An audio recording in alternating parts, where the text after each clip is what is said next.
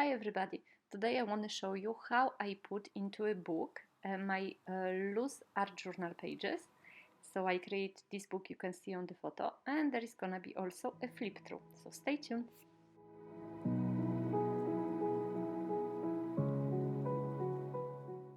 For those who don't know me, I'm Marquet, Lemon Creation, and I love art journaling, and I'm gonna show you today I made a lot of loose art journal pages over the few months time, and I wanted to show you today how I made them into a real art journal book. So this is the pages I made. I have more of them. I'm not gonna show you with every single page the process, but you're gonna see a few pages which I put together. So basically what I'm doing, I'm taking a black scrap paper, putting the glue on it and gluing two pages together. One thing about those pages, they are of course cut to more or less the same size, and there is nothing on the second page. So you know, there is only recto which I actually worked on, and the back page verso it's actually white, as you can see right now. The whole idea is to put those two pages together with this scrap paper. You can use any type of paper you want. It cannot be a printer paper, it has to be actually kind of a cardstock paper, so it's sturdy enough. And you just glue the pages together, leaving like maybe 1 or 2 millimeters in between the pages, so they can actually close properly. Because if you just stick the pages exactly, you know, one with the other, I hope that makes sense, later you won't be able to close it. So just have a look exactly what I'm doing right now. Adding some glue. This is Deluxe adhesive from Nuvo. Then gluing more or less in the middle one page, and then adding another page, leaving, as I said, 1 or 2 millimeters of the black paper, you know, in the middle. So like that I can do crease without any problems. And I also was helping myself with the bond folder, so like that, you know, the crease is perfect. And then I'm cutting away the excess of the paper. And then I'm putting also the, as you've seen before, clips on them, so like that I'm sure that the glue will really bind the pages well together. And once again, I'm repeating the process. I have to tell you that I looked at a few tutorials on YouTube, because I haven't got a clue before how am I gonna put the pages together. And I found one tutorial by the crafter who's called Noit Art. I'm gonna give you her link in the description box below. And she actually gave me a few good ideas, and thanks to her I actually managed to make this art journal page. No, art journal book. I am so used to telling that I'm making a journal page that, you know, I'm making mistakes. I'm showing you my scrap paper here. I was making bookmarks at some point, so you can also use that type of paper, scrap paper, to make, you know, this, to glue the pages together. Also you can use white paper, or if you have a scrapbooking paper which you don't like, you know, you can use this one as well. And as you can see, I've made a few good pages like that, and I waited until they are dry, and I started making my covers. For the cover I use the same size, no, not the same, lying now saying the same, it's like a few millimeters bigger pages than the actual pages in the book, because the cover is supposed to be a little bit bigger. As you can see, I bent them in half, so I actually made a double covers. So first of all, they're gonna be more sturdy, but also to actually, you're gonna see at the end how I put them together. It's better to actually just bend the pages in half like that. And then I use my stencil, the broken circle. And now I'm spraying, after drying the stencil, I'm spraying it with the Lindy's Gang sprays. I am not sure what's happened with the part of the movie when I was actually stenciling, but I'm sure I used cream paste and, as I said, my stencil. And now the funny part is just the colorizing. So once again, you know, this page, which what you see here, the half of the cover, or the halves of the covers, they are actually a size a tiny bit bigger than the actual pages which are gonna be in the book. And well, after colorizing, I'm actually colorizing only the outside covers, and later you're gonna see why also. So after colorizing, I let them dry. Well, not really, I use the heat gun as you've seen. And this is almost the finished cover. I absolutely love it with the stencil. It looks so beautiful. And I also love the colors. So if you want to see the full list of products I use for this video, you just have to see, look at the description box below, and then you're gonna get all the information. I'm gonna also give you a link to my shop, as I always do. I'll be happy if you check the shop out. And right now I'm adding Finnavar wax, and it's called white gold, if I'm not mistaken, and just adding a little bit with the finger. And it looks quite good because it's not attaching everywhere, so you know I have these beautiful parts of the wax, and the rest is actually just the paints. And here we go. The next part of the process, I'm gonna be attaching the pages together. So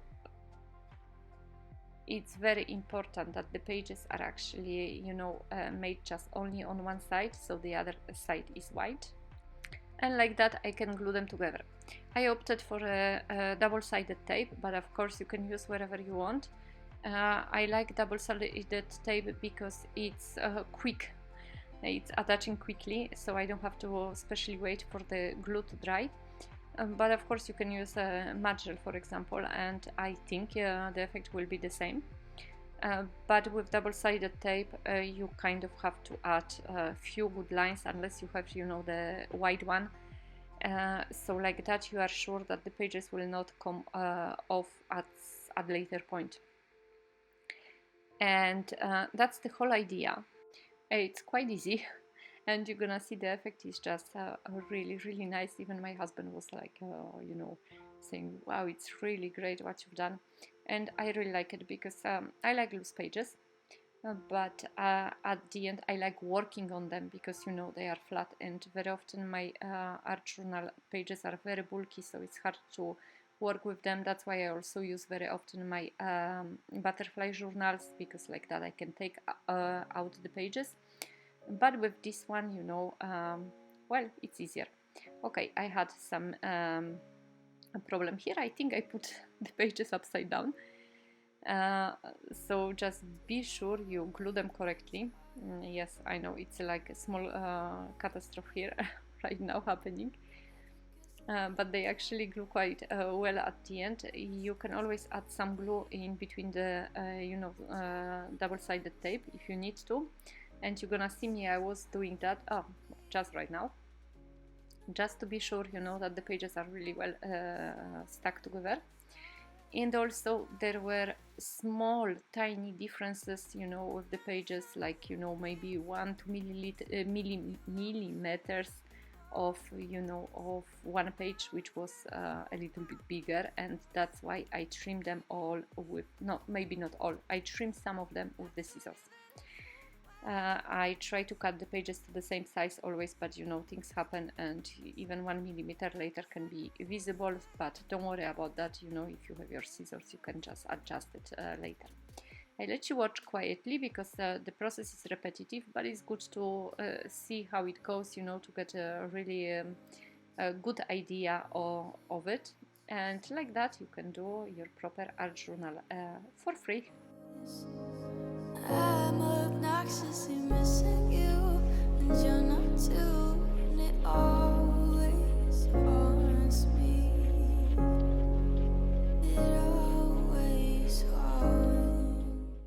I left my journal overnight, you know, with the with the infusions on top of it, so like that it really everything glued together very nicely. And then I started, or I came back rather, to my how do you call it, covers. Right now I'm working on the second second part of the cover, or like kind of the back part of the cover. I'm not touching the insides. I just wanted to put a black, this is black gesso from PBO on it, and you're gonna see later why I've done that. You know, it's better to actually cover it with black. And the part which I was thinking is gonna be the hardest one, and finally it wasn't actually. So the covers.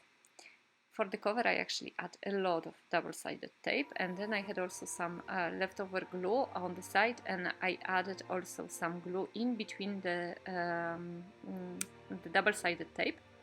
I trimmed the tape which was sticking out from the book, and you're gonna see after I remove the pieces, I'm gonna add a little bit of glue in between with my finger, as always. Much easier that way. And like that, I'm really sure the pages are well adhered to the rest of the book, the covers. And the middle part, they are still the pages which are bent, and the middle part is still kind of open. I hope you're gonna you understand what I'm trying to say, but you're gonna see it in a moment. I also apologize for a tiny bit of cable which is sticking there on the top part of my screen. I had a problem with my mobile. It was dying on me, so I was charging it, and I actually haven't seen that there is a cable visible. Once again, I'm removing the double-sided tape, and then I'm adding the glue. This time the back of the page is black, but you know, the first one was white, the second is black, but it's because I was working on black paper, I think, for this specific art journal page. And once again, with the black part, which I painted with black gesso, I'm sticking it to the book. And here we go, it's almost ready, almost. I had a piece of this fabric. I'm not sure how is it called. It's like a kind of you know, canvas fabric, and it was in this beige color. So I decided to, of course, paint it in black. This time I'm using, I think, Fresco Finish Chalk Acrylic little black dress, and I'm covering it in black on both sides. I used only one layer of paint because it kind of really well covered the fabric. I was actually surprised, and I was wondering if the fabric later is gonna bend easily, but that was not the problem with the paint. It's bending still very well, and you cannot actually see that it was painted. And now I'm taking measurements. Me taking measurements, it's very easy. I rarely do it with the ruler. And now I am kind of also eyeballing it. Well, I had the you know, the holes there which were punched, so I kind of took it as a guide, and I cut the you know, the part which I didn't need. So this fabric is cut exactly to the size of the covers. And now that's the part, you know, the covers were open. So like that, I have this kind of a pocket in which I can slide the fabric. I hope this is clear enough for you guys. If you have any questions, please leave me a comment. I will be happy to explain. It's for me, it's very specific language, and sometimes I just don't know which words to use to actually explain you well how that worked. I inked the edges of the cover also with a black Archival ink, so like that, you know, there is no white visible, because I want to kind of keep it in the black tones, the cover part at least. And this time, because I'm gonna be adhering fabric to the paper, I opted for a 3D matte gel. And now I'm covering the, you know, the part of the cover which is actually sticking to the book. Then I'm putting the fabric on it. You have to be careful that the glue is not running out and doesn't cover your pages inside the book and doesn't make them sticky together. And then another part, you know, this time I'm putting glue on the fabric, and then I'm gonna close the cover. So when you do the cover, the most important thing is that you actually put the cover with the open part, you know, this page which was bended, which is a cover. It has to be, the open part has to actually face the, how do you call it, the spine of the book, yes. So this is very important, like that you can slide, it's making a packet and you can slide in it the fabric.